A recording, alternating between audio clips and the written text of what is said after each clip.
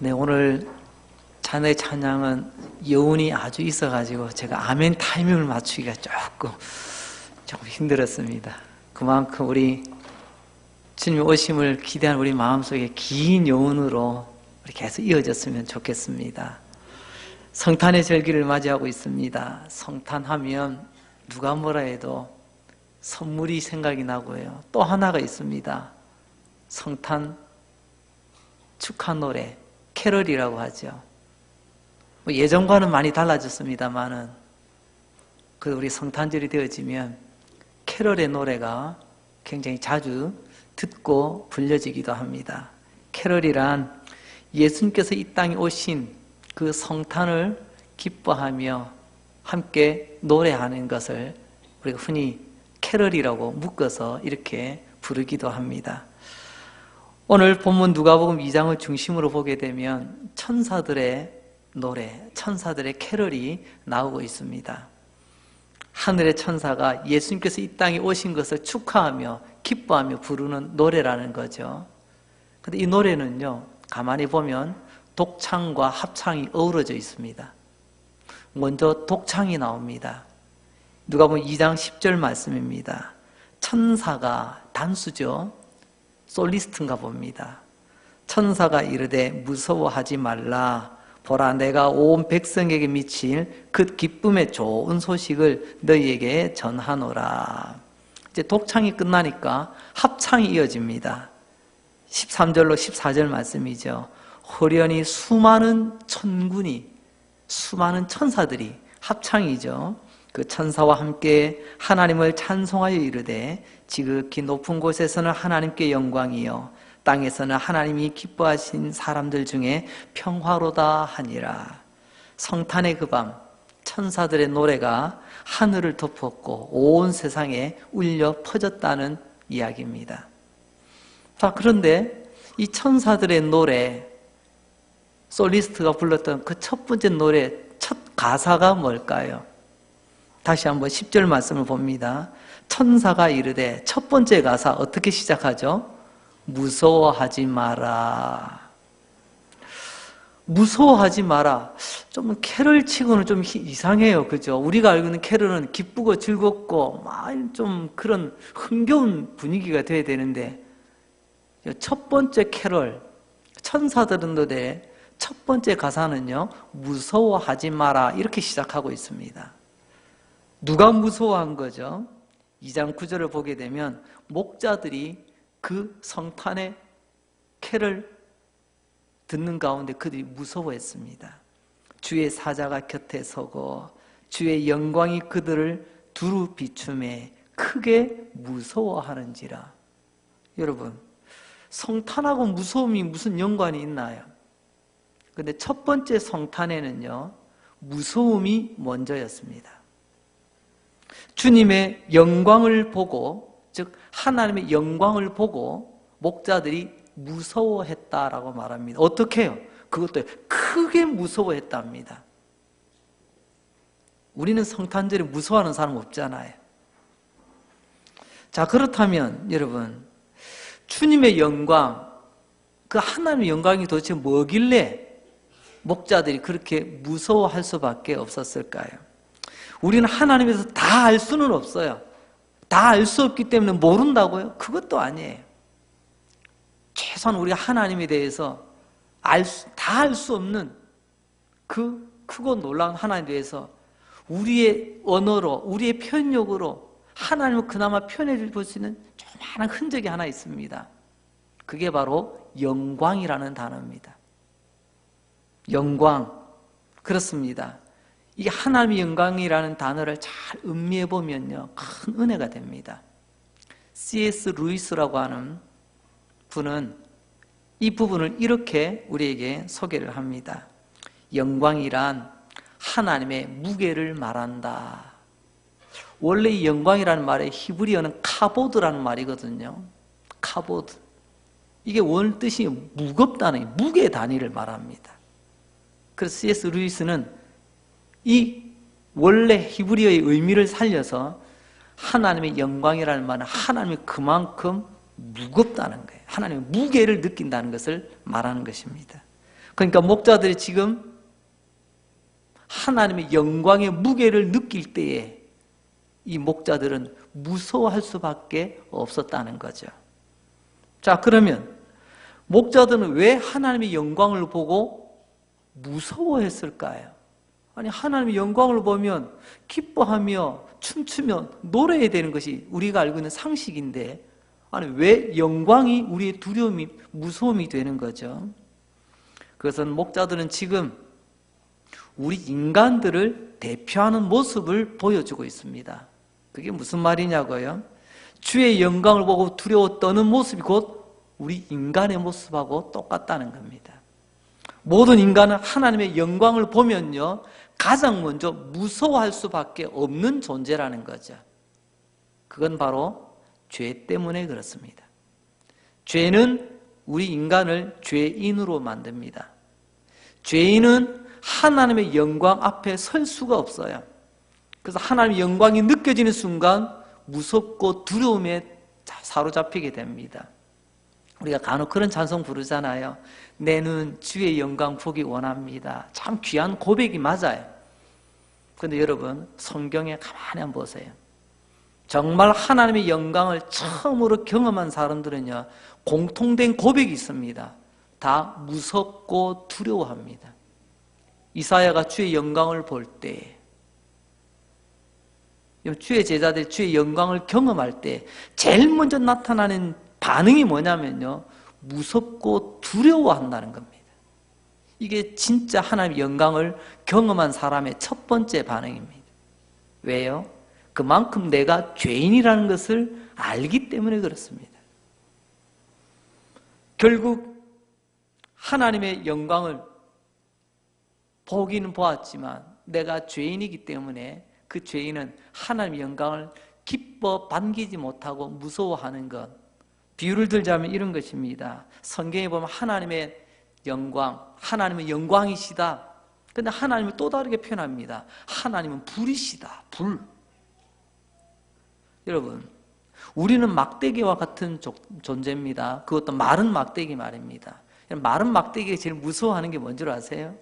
불이에요. 불 붙으면 홀라당 다 타버리고 없어지거든요. 그렇다면 죄인인 우리, 마른 막대기 같은 우리가 영광의 하나님, 불의 하나님을 보게 되고 가까이 하고 만난 내가 타서 없어지는 거예요. 그래서 우리는 본능적으로 죄인은 하나님의 영광을 경험하면 제일 먼저 여러분 노래가 나오는 게 아니고요, 두렵고 떨리게 되어 있어요. 어떤 인간이든지 주님의 영광을 보는 순간 여러분 무서워 떨게 된다는 거죠. 왜요? 우리는 그 영광을 바로 바라볼 수도 없고 그 영광 앞으로 우리가 더 가까이 나갈 수도 없기 때문에 그렇습니다. 아담의 이야기를 한번 해볼까요? 타락하기 전, 죄 짓기 전에 에덴 동산에 만약에 국어 사전이 있었다면요, 에덴 동산에는 무서움, 두려움이라는 단어가 등재되지 않았습니다. 타락하기 전에는요. 우리 안에 죄가 없다면 영광이신 하나님을 무서워할 이유가 없어요. 죄 때문에 영광의 하나님, 불의 하나님이 무섭고 두려운 것입니다. 창세기 3장 9절로 10절 말씀을 보면 아담이 죄를 짓고 타락할 때 우리 하나님 아버지께서 죄지은 타락한 인간 아담을 찾으십니다. 아담아, 네가 어디 있느냐? 네가 어디 있느냐? 하나님 우리를 찾고 부르십니다. 오늘도 저와 여러분 찾고 부르십니다. 고단한 삶을 살아가는 내 아들아, 어디 있느냐? 하염없이 눈물이 멈추지 않는 내 딸아, 너는 어디 있느냐? 너는 지금 어디서 무엇하느냐? 이때 아담의 대답이 아주 걸작입니다. 아담이 뭐라고 대답하죠? 하나님, 제가 하나님이 어떻게 해요? 무서워 나무 뒤에 숨었습니다. 그럼 조금 전까지는 아담이 하나님과 동행, 거닐었어요, 동산을. 근데 어느 순간 아담에게 하나님은 무섭고 두려운 존재가 되고 말았습니다. 그럼 아까와 지금 사이에 뭐가 있었죠? 죄가 끼기 시작하면 지금까지 그렇게 친하게 지내고 그렇게 사이 좋았던 관계도요, 무섭고 두렵고 숨고 싶은 존재가 되고 만다는 것입니다. 아담은 하나님이 무서워 나무 뒤에 숨었답니다. 하나님의 영광이 얼마나 무서운지, 죄인은 영광의 하나님을 보기도 전에 소리만 듣고도 무서워서 나무 뒤에 숨어버릴 수 없는 것, 이게 죄인의 본성입니다. 죄인의 본성이에요. 예전에 야경꾼들이 말입니다, 한밤이 되면 밤에 길거리를 순찰을 합니다. 그럼 어떻게 하는 줄 아세요? 저기 왔다 갔다 하지 않습니다. 손에 딱 소리를 내면서 걸어갑니다. 그 소리는 뭘까요? 우리가 지금 이 길을 걸어가고 있다, 도둑놈 함부로 나다니지 마라, 이 소리예요. 그래서 딱 한밤중에 소리가 들리면 도둑놈이 제 발에 찔려가지고 나오지를 못하는 거예요. 마찬가지입니다. 죄인은 하나님의 영광을 보기는커녕 하나님의 음성만 들어도 이 아담의 이 반응은 정직한 반응이에요. 죄인의 정직한 반응. 내 안에 문제가 있고요, 죄가 있으면 만나는 것은 고사고요, 소리 듣는 것도 가슴이 철렁거려요. 죄인은 영광의 하나님 목소리만 들어도 무서워 숨습니다. 그래서 어떤 분들은요, 내가 죄인이기 때문에, 내가 죄인을 알기 때문에 하나님 말씀을 듣는 자리로 나오는 것이 그렇게 불편할 수밖에 없는 거예요. 그리고 또 두 번째, 모세의 이야기를 나누려고 합니다. 어느 날 모세가 좀 표현이 그렇습니다만 간큰 기도를 합니다. 어떤 기도냐고요? 하나님 꼭 한 번만 좀 보여주세요. 하나님의 영광 꼭 한 번만 봤으면 좋겠습니다 라고 기도하더라는 거죠. 사실 죄인된 인간은 하나님의 영광 앞에 나갈 수가 없습니다. 앞서 말씀드린 것처럼 마른 막대기와도 같기 때문에 영광의 하나님, 불의 하나님 앞에 가까이 나가는 내가 홀라당 타버리는 거예요. 그래서 죄인인 우리가 이 땅에서 하나님의 영광에 가까이 나간다는 것은 죽음을 상징하는 것입니다. 그런데 모세가 하나님의 영광을 딱 한 번만 좀 보여주세요. 아니, 모세가 아무것도 몰라서 이런 거 구할까요? 이런 기도에는 사연이 있습니다. 간혹 우리 주변에 보면 그런 분들 계시죠. 하나님께 간절히 기도합니다. 하나님, 딱 한 번만 하나님의 살아계심, 하나님의 영광 좀 보게 해주세요. 여러분, 거기에는요 깊은 사연이 담겨 있습니다. 왜냐하면 지금 현재 삶이 너무 힘들고 고달픈 거예요. 그래서 아무리 내가 하나님의 말씀 붙들고 정직하게 믿음대로 살기를 원하지만 내 삶의 형편들이 바뀌지 않는 거예요. 그래서 마지막 간절한 기도는 하나님, 좀 하나님 살아계신 것 맞죠? 내 믿음 헛된 것 아닌 것 맞죠? 그렇다면 하나님 딱 한 번만 하나님의 영광을 좀 보여주세요. 그러면 제가 흔들리지 않겠습니다. 제가 끝까지 하나님 믿고 나가겠습니다. 이런 간절함이 배어 있을 때 우리의 기도의 가장 끝자락에 하나님의 영광 한 번만 좀 보여주세요. 이런 기도를 하게 된다는 거죠. 모세의 입장도 똑같습니다. 여러분, 모세의 상황이 그렇습니다. 여러분, 모세는 자원하여 이스라엘 지도자가 된 사람이 아닙니다. 하나님께서 이 모세를 불러내서 그것도 억지로 등 떠밀어서 지금 이스라엘 백성들을 이끌고 저 약속의 땅 가나안까지 데리고 가라고 지금 지도자를 맡겨주셨어요. 그럼 이 책임과 의무, 이 직분의 무게가 얼마나 무거운 줄 아세요? 우리 흔히 그런 말이 있죠. 지도자는 고독합니다. 일반인들이 알 수 없는 그런 책임이라는 무게가 있거든요. 가장의 어깨에 드리워진 무게가 얼마나 무거운지 아시죠?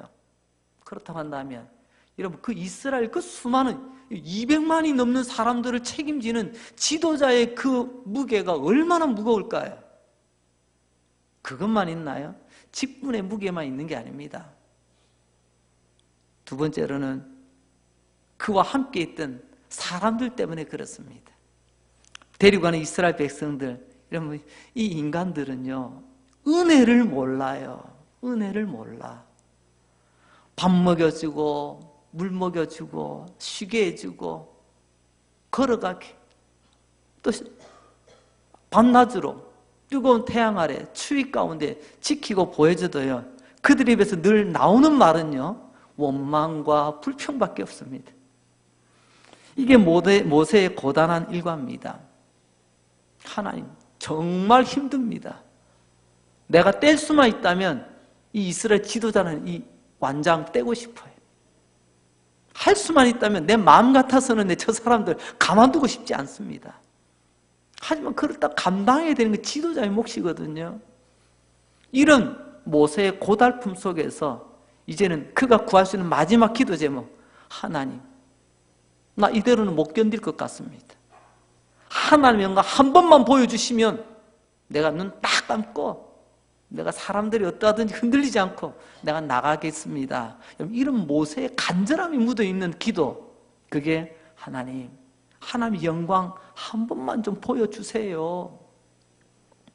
그때 하나님께서는 이 모세의 마음을 아시고 진짜 하나님의 영광을 보여주십니다. 그런데 어떡하죠? 모세도 인간입니다. 모세도 아담의 후에 죄인된 인간이에요. 앞서 말씀드렸죠. 죄인된 인간이 하나님의 영광을 보게 되면 어떻게 된다고요? 영광에 불하면서 불살라지는 거, 죽는 거예요. 아니 근데 지금 하나님께 그걸 요구하고 있는 것입니다. 그러자 하나님께서 이렇게 말씀하십니다. 너가 원하는 대로 내가 나의 영광을 보여주마. 하지만 너 바위 틈에 엎드려 있어.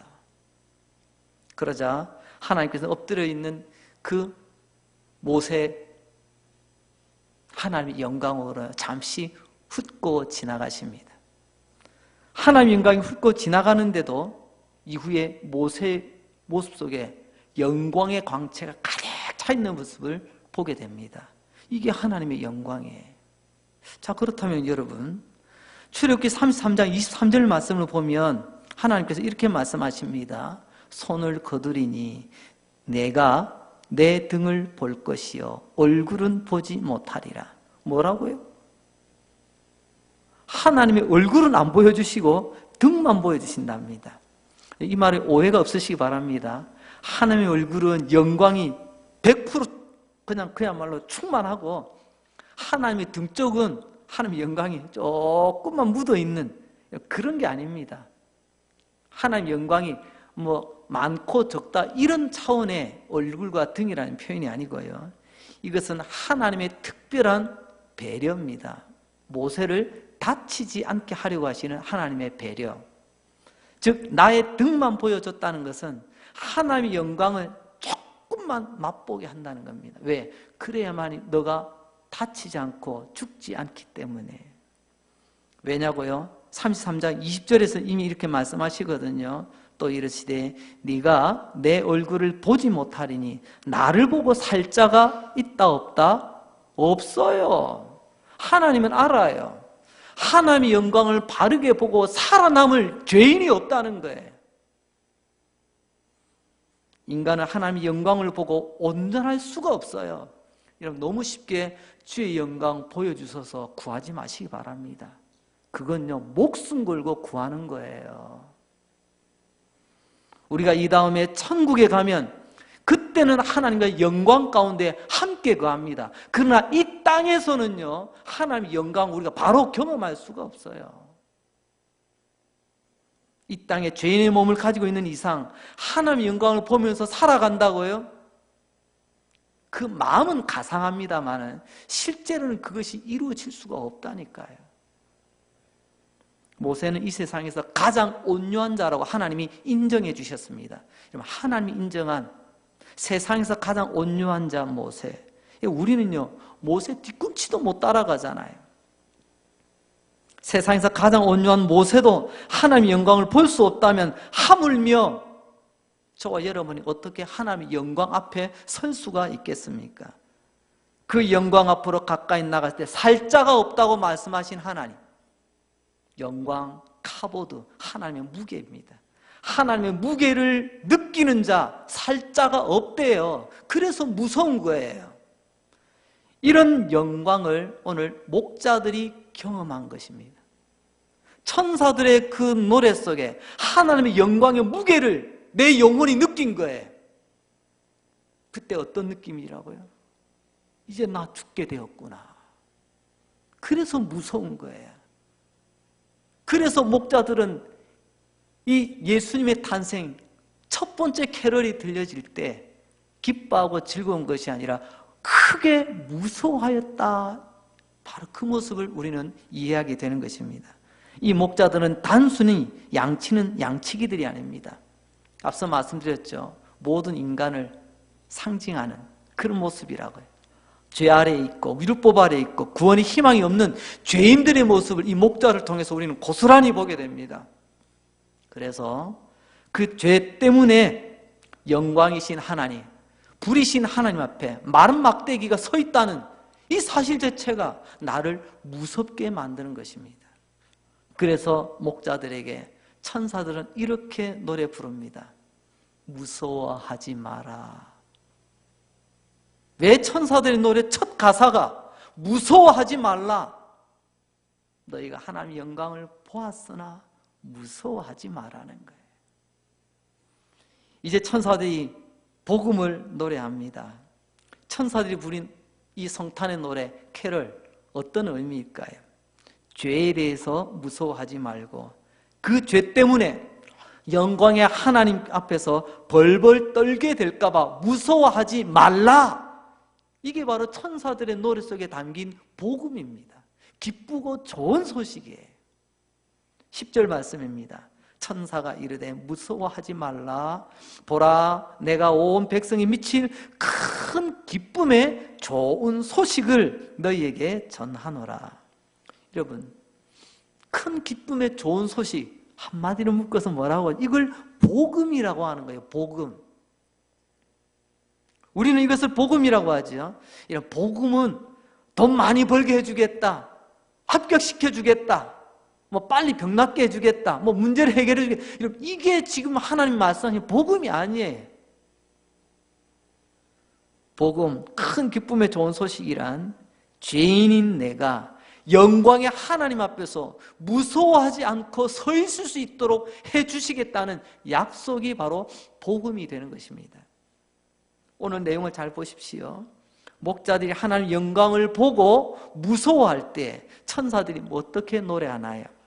무서워하지 마라. 내가 좋은 소식, 기쁨의 소식을 너희에게 전해주겠다라고 말씀합니다.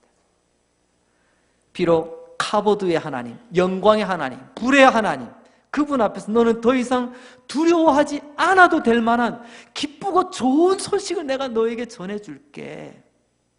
그 근거가 11절에 나옵니다. 오늘 다윗의 동네에 너희를 위하여, 누구를 위하여? 너희를 위하여, 나를 위하여, 우리 모두를 위하여 구주가 나셨다라는 소식이라는 거죠. 구주, 하나님이신 그분이 사람의 몸으로 이 땅에 태어난 바로 그분, 예수님이 우리를 위하여 이 땅에서 탄생하셨다고 하는 이 성탄의 소식이 두려움이 아니라 기쁘고 즐거운 소식이라는 것입니다. 이 땅에 오신 예수님, 그분을 통하여 하나님 앞에서 두려움이 벗겨진다는 겁니다. 죄의 무서움, 이 모든 것이 다 해결이 된다는 말씀이죠. 11절 말씀에 보니까 오늘 다윗의 동네에 너희를 위하여 구주가 나셨으니 곧 그리스도 주시니라. 다윗의 동네에, 다윗의 동네라는 말이 뭐죠? 그 옛날 다윗이 태어났던 그 동네. 그러니까 예수님은 다윗의 후손이에요. 다윗의 후손이라는 말은 메시아라는 의미를 담고 있습니다. 즉 우리가 기다리는 구원자라는 말이죠. 오늘날 다윗의 동네에 나셨다, 나실 거야, 났는지도 몰라, 확실하게 나셨다는 사실이에요. 그리고 그분은 우리의 구주가 되신다, 우리의 구원자가 되신다, 우리의 주인이 되신다. 그리고 이 본문 가운데 오늘 제일 강조해야 될 부분이 바로 너희를 위하여. 나를 위하여, 우리를 위하여. 이 모든 것이 다 우리를 위해 그렇게 하셨답니다. 우리를 위하여 창조주 되시는 예수님이 인간의 몸 이 땅에 오셨고 우리를 위하여 십자가에 못 박혀 죽으시고 우리를 위하여 이게 기쁨의 복된 소식이라는 거예요. 요한일서 3장 16절 말씀을 보면 그가 우리를 위하여 목숨을 버리셨으니, 예수님께서 왜 십자가에서 죽으셨다고요? 말씀은 이렇게 우리에게 전하고 있습니다. 예수님 그분은 나를 위하여, 우리를 위하여 목숨을 버리셨다고 말입니다. 예수님의 죽음을 헛되이 여기지 마시기 바랍니다. 우리 안에는 죄가 있고 그 죄는 하나님의 영광에 대해서 무서움을 가지게 만듭니다. 언젠가 우리는 하나님 앞에 서게 될 것입니다. 그분은 영광의 하나님, 불의 하나님이십니다. 죄가 영광이신 그분 앞에 우리를 두렵고 무섭게 만듭니다. 이것을 해결하실 분은 딱 한 분밖에 없습니다. 바로 예수님밖에 없다는 거죠. 그래서 예수님 우리의 구주가 되시는 거예요. 왜 성탄절에 기쁘다 구주가 오셨느냐? 예수님 오지 아니하시면 죄인된 우리는 영원히 무서움과 두려움 속에 갇혀서 살 수밖에 없어요. 그래서 오늘 천사들의 노래 첫 번째 가사, 두려워하지 마라, 무서워하지 마라. 왜요? 예수가 오셨다는 거예요. 이게 천사들이 부른 캐럴, 천사들이 부른 노래입니다. 장래도 마찬가지입니다. 언젠가 우리도 하나님의 부르심을 받고 죽음을 맞이하게 될 때가 올 것입니다. 아무도 피할 수가 없습니다. 그때 우리는 영광의 하나님 앞에서 죄와 심판 때문에 벌벌벌 떠는 사람이 아니라는 거죠. 왜요? 예수님 때문에.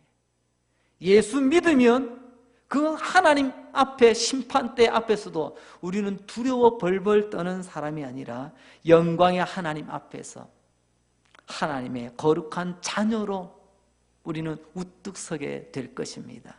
왜요? 예수님 때문에. 천사가 전한 이 캐럴의 첫 번째 가사, 이 위대한 복음을 주님은 우리로 하여금 받아들이기를 원하십니다. 여러분, 하나님께서 행하신 이 일을 내가 받아들이는 것, 이걸 믿음이라고 하는 거예요. 아는 것이 믿음이 아닌 거예요. 이 아는 바 내용을 내가 붙드는 거예요. 이게 믿음이에요. 프랑스의 유명한 철학자이자 신학자인 파스칼이라고 있습니다. 요즘 워낙 책들을 많이 안 읽으시다 보니까 글쎄요, 그 옛날 책 좀 읽었던 시절 떠올려 보십시오. 파스칼 하면 무슨 책이 떠오르나요? 빵세, 그죠? 빵세라고 하는 책이 기억납니다. 저도 한창 대학 시절에 그것도 꼴에 철학과 다닌다고 이 정도는 한번 읽어봐야 되지 않겠나 해가지고 덜렁 사가지고 읽어보았습니다. 어렵지 않더라고요. 내용이 쉽게 되어 있습니다. 오래전에 살았던 분이지만 참 이런 생각을 가지고 있구나. 특별히 그 내용에는요, 기독교적인 세계관이 쫙 뿌리가 내려져 있거든요. 참 유익한 책입니다. 그런데 그 많은 내용 중에서 오늘 특별히 말씀드리고 싶은 것은요, 우리의 삶에 대해서, 우리 인생에 대해서 많은 나름대로의 정의가 내려오는데요, 그 가운데 이런 정의가 있습니다. 파스칼은 이야기합니다. 인생은 도박이다. 인생은 도박이다. 파스칼은 도박을 막 부추기는 그런 사람의 의미가 아닙니다. 도박이라고 하는 것은 뭔가에 건다는 거거든요. 걸지 않는 것은 도박이 아니에요. 걸어놓고 요행을 바라는 거죠. 이걸 도박이라고 하잖아요. 파스칼은 이렇게 설명을 합니다. 제가 한번 각색해서 인용을 해봅니다. 친구야, 네가 하나님이 살아계시고 예수님 너희 구주라는 것을 네가 믿고 인생을 걸게 된다면, 만약에 나중에라도, 그런 일은 없겠지만 만약에 하나님이 없다면 넌 아무 일도 일어나지 않아. 하나님이 없다면 아무것도 없는 거니까 네가 뭐 걸었다고 뭐 문제는 될 거 하나도 없어. 손해볼 거 없다는 거죠. 그러나 만약에 하나님이 있다면, 네가 그 하나님께 모든 것을 걸었다면 너는 하나님을 얻게 될 것이고 또는 하나님께서 약속하신 성경 약속한 그 모든 것을 너는 너 것으로 만들 수 있을 거야. 가만히 생각해 보십시오. 도박은 어떻게 하는 거죠? 확률적으로 이익이 있는 곳에 거는 것을 말합니다. 파스칼은 아주 철학자이기 때문에 논리적으로 설명을 합니다. 만약에 하나님이 없다면 너는 손해볼 거 하나도 없어. 근데 만약 하나님이 있다면 너는 모든 것을 얻는 거야. 이보다 확실한 확률이 어디 있습니까? 손해볼 것 하나도 없는 나에게 이익만 있는 이런 도박을 좀 하라는 거예요. 이걸 우리는 믿음이라고 말합니다. 예수님께 내 모든 것을 거는 것. 예수님 우리를 위하여 이 땅에 구주로 오셨습니다.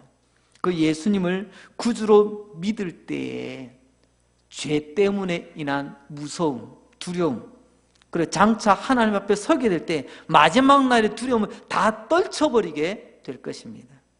더 이상 하나님 앞에서 벌벌 떠는 인간이 아니라 하나님의 자녀로 기쁘고 즐겁게 춤추며 노래하는 삶을 살아가게 될 것입니다. 여러분, 파스칼의 말을 인용하여 여러분에게 도전합니다. 여러분, 도박하시기 바랍니다. 어떤 도박요? 여러분들의 인생을 예수님께 올인 한번 다 걸어보시기 바랍니다. 손해볼 거 하나도 없어요. 남는 것밖에 없습니다. 오늘 목자는 천사가 전해준 이 복음에 자기의 전부를 겁니다. 이게 복음이야. 이게 진리야. 맞아. 15절 말씀입니다. 천사들이 떠나 하늘로 올라가니 목자가 서로 말하되 이제 베들레헴으로 가서 주께서 우리에게 알리신 바 이 이루어진 일을 보자 하고 어떻게 해요? 천사의 말대로 따라가는 거예요. 목자의 도박이죠. 하나님 말씀이 맞습니다. 진리였습니다. 복음입니다. 그래서 내 삶이 이렇게 살겠습니다. 나의 아는 것으로 삶을 바꾸는 것. 이게 믿음의 행위입니다. 이런 사람에게 주신 하나님의 선물이 있습니다. 그게 뭔지 아세요? 조금 전까지는 뭐였죠? 그들이 크게 무서워했잖아요. 그런지 이 소식을 듣고 믿음으로 결단한 사람에게 그야말로 예수님께 내 인생을 올인 도박으로 걸었던 사람에게는요, 하나님께서 보상을 해주십니다. 그게 바로 평화예요. 평화. 예수님께 모든 것을 걸 때 두려움은 사라지고 그 두려움의 자리에 하나님의 평화로 가득 채워주십니다. 죄에 대한 두려움이 눈 녹듯 녹아내립니다. 십자가의 보혈로 죄가 해결되고 나니 하나님의 영광 앞에서 벌벌 떨던 그 모습은 온데간데 없습니다. 14절 말씀입니다. 지극히 높은 곳에서는 하나님께 영광이요 땅에서는 하나님이 기뻐하신 사람들 중에 평화로다. 누구에게 평화가 있다고요? 하나님이 기뻐하신 사람 중에.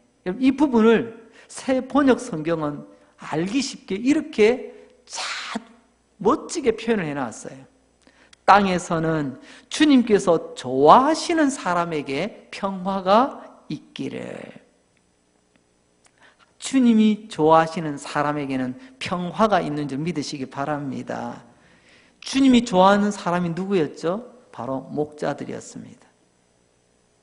그들은 천사의 음성을 듣고 제일 먼저는 무서웠지만 그 이야기를 듣고 그들은 믿음으로 결단했습니다. 그 인생을 주님께 걸었습니다. 그랬더니 두려움은 사라지고 하나님 약속한 주님이 좋아하시는 사람에는 평화로 가득 채워주시겠다는 거예요. 주님이 좋아하시는 이 사람, 두려움이 없어지고 평화가 가득. 오늘 우리에게 하나님은 이 복음을 전해주십니다. 우리 모두 주님이 좋아하시는 그 사람이 바로 그때 목자들이었다면 오늘 우리가 되어야 되지 않겠습니까? 그래, 나는 예수님께 이 천사들이 들려준 이 하늘의 노래, 이 성탄의 캐럴 복음에 나는 내 인생을 걸 거야. 하나님이 얼마나 좋아하실까요? 하나님 좋아하시는 그 사람에게 하나님 평화로 함께해 주실 줄로 믿습니다. 오늘 저와 여러분 그런 목자의 삶을 살아갈 수 있기를 주의 이름으로 축원합니다. 기도하겠습니다. 하나님 우리 아버지 감사합니다. 오늘도 호흡 주시고 건강 주시고 생명 주셔서 감사하고 오늘도 하나님 말씀 들을 수 있는 귀를 주셔서 감사합니다. 성령께서 한마디 한마디 말씀 깨닫게 하시고 때로는 이 말씀이 불편하기도 하지만 때로는 우리를 시원케 하시고 깨달아 알게 하여 주시니 감사합니다. 주님, 이제 나는 그때 그 목자가 되고 싶습니다. 나는 죄인이었습니다. 하나님의 영광 앞에 도저히 설 수 없는, 나아갈 수 없는 죄인이기 때문에 하나님의 그 영광, 그 무게를 무서워할 수밖에 없었습니다. 그러나 예수 그리스도를 통하여 더 이상 무서움의 사람이 아니라 평화가 있기를, 예수 그리스도를 통하여 하나님의 자녀가 되고 하나님 앞에 벌벌 떠는 인생이 아니라 하나님의 자녀가 되어 아빠 아버지를 부르며 하나님을 노래하는 인생 되기를 원합니다. 장래에도 이런 복이 우리에게 있기를 원합니다. 파스칼의 말처럼 친구야, 너의 인생 어디에다 걸래? 하나님 아버지, 오늘 나의 인생은 목자들처럼 우리 주님 좋아하시는 사람 되기를 원합니다. 이 믿음에 걸겠습니다. 예수님께 전부를 걸겠습니다. 복음에 전부를 걸겠습니다. 주님, 나의 이 믿음 굳세게 도와주시옵소서. 이제 아멘 하면 눈 뜨기 전에 우리 가운데 병 때문에 고생하는 자들 주님 위로해 주시고 치료해 주시고, 눈물이 마르지 않는 자들 또한 위로해 주시며, 길을 찾지 못하고 문을 열지 못하여 안타까워하는 사람들에게 길이 되어 주시고 문이 되어 주시옵소서. 또한 이런저런 영적 싸움 가운데 힘들어하는 자들 우리 주님 대장 되셔서 승리케 하여 주시옵소서. 예수님 거룩하신 이름으로 기도합니다. 아멘.